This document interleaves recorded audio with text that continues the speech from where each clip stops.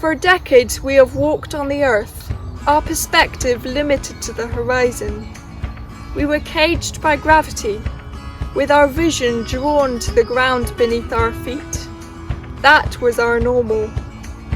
But these days we have alternative perspectives, new ways to look down on the world at different scales of view. From looking down from an aeroplane to looking at cells through a microscope.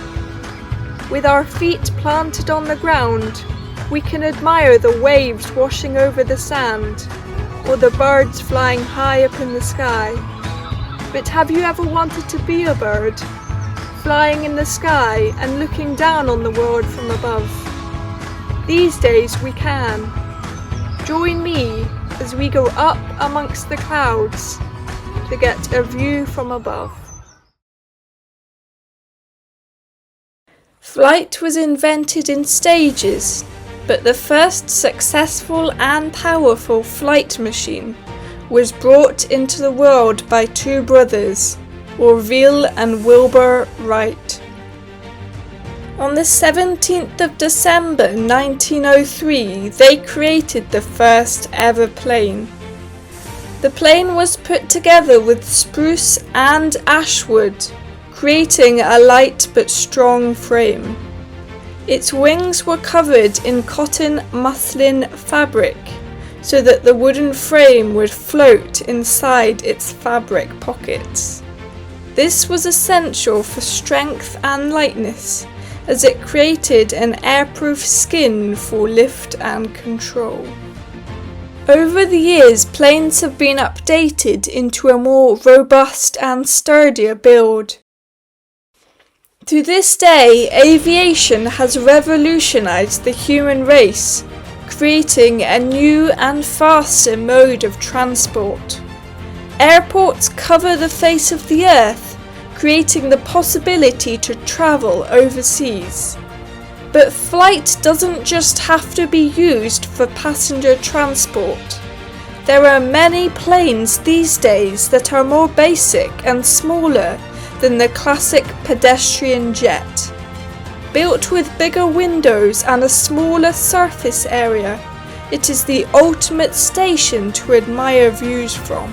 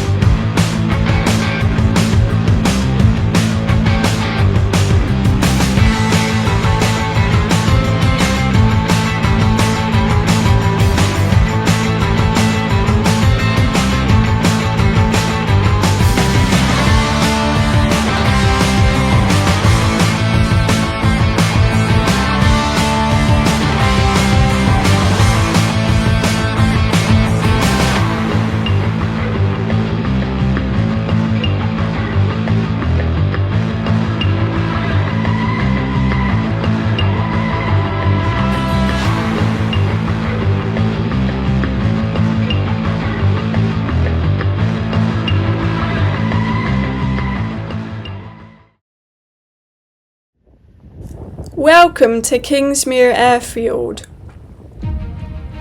This is a small airfield in the East Neuk of Fife. It has its own community of pilots flying a range of fixed-wing aircraft. I first learnt to fly when I was at university. A friend of mine was in the Air Squadron and he said that I should apply to the Air Force for a flying scholarship, which I did. And that summer I flew at a civilian airfield. The RAF paid for 30 hours free flying for me to get my private pilot's license.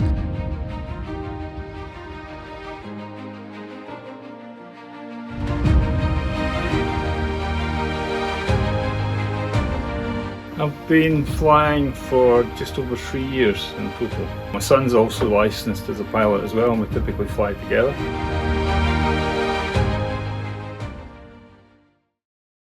Every Friday, a small group called the Cobblers meet up to discuss maintenance of the airfield and just to catch up with each other on day-to-day life. Being part of a community gives a sense of inclusion and joy in sharing stories and memories about past experiences. What's really fun is going away places in your aeroplane and meeting others, things called fly-ins that we do. Going to meet other people with your aircraft and us all flying together. It is a great way to develop bonds and make plenty of lifelong friends.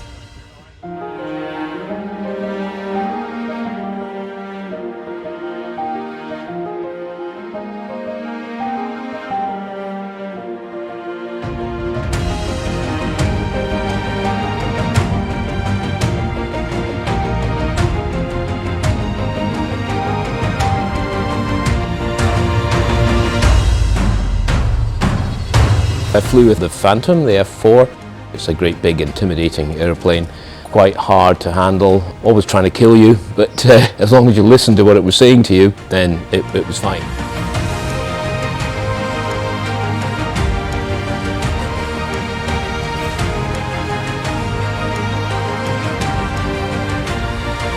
I used to be in the Air Force. For a long time, for a few years, I was just paragliding, so in the hills, off mountains. I really wanted the option of being able to just take off from nearly anywhere and fly anywhere that I choose to.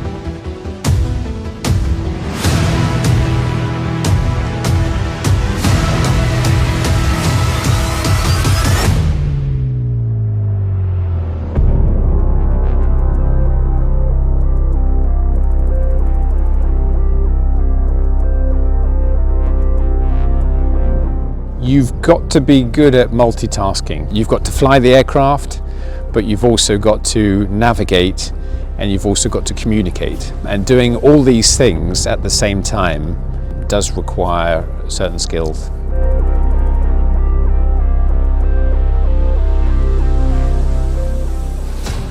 As you fly along the coast, you try to recognize landmarks, but often places look very different from the air.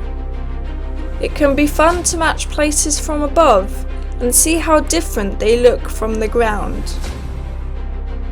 When looking down, these places can seem so small, like looking at ants running about frantically. This is similar to the way we see our problems. From the ground, they can seem so big and overwhelming, but the moment you get up into the sky, it's like all those problems disappear, disintegrating into nothing. It really feels like you're in a different world, a sort of another universe, when you've got that layer of cloud and you've got the earth below you, and it feels like you're in this different zone, and that's quite a special feeling.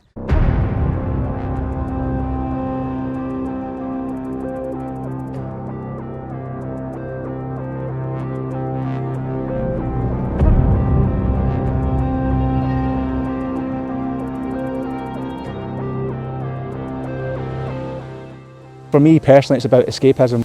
When you're in the present and you're doing anything like that, any outdoor extreme sport, or it doesn't have to be extreme, anything that you enjoy doing, you're in your own head and you're in the present, and it's just, yeah, fantastic.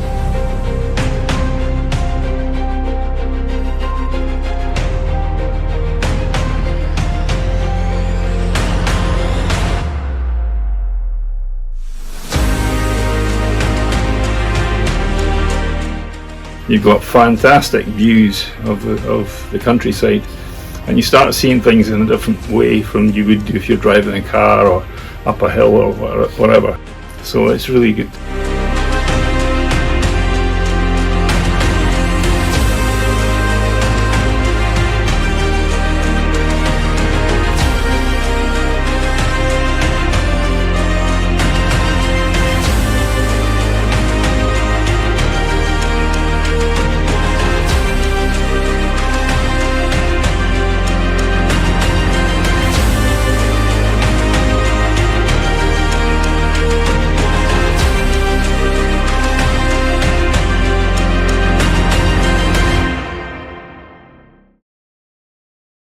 It doesn't just have to be from up in a plane. You can experience the same views from the tops of mountains. Although it can be a long journey up into the hills, as you drive along winding roads you get a chance to really admire the views. Mountains can look daunting from down in a car park, but when you start hiking, you get absorbed in the scenery and nothing else matters.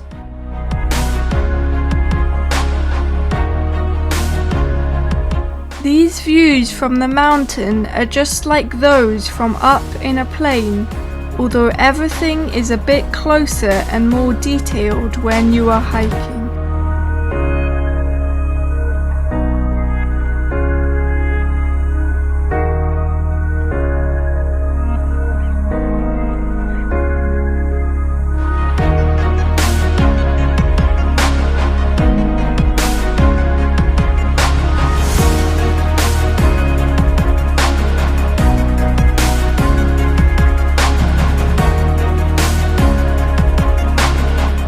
Although the climb can be challenging at times, arriving at the top gives you a real sense of achievement. And of course, if you reach the summit, you have to get back down again. But there is always an element of fun that can be found, especially when snow is involved.